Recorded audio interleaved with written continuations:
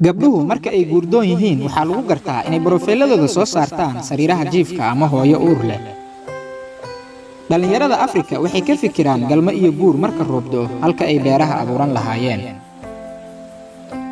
haddii ay gabari kuugu jawaabto abbow yaa xaaskaada iga celinaya fadlan i aamin, gabadhaasi way ku ogoshahay. inta aad nooshahay lagama yaabo inay ku dhiirigeliyaan, balse maalinta aad dhimato waxay kuu soo diri doonaan dhambaallo ammaan ah. idinkuma jiro qof doqon ah ilaa aad ka aamintaan ballanqaadka siyaasiyiinta Afrika.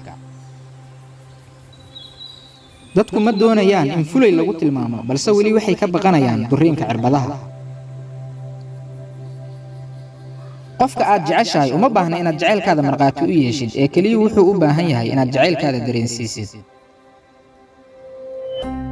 waa hubaal hooyo kasta waxay ahaan jirtay gabar raggu daba ordaan oo aad loo wada jecel yahay.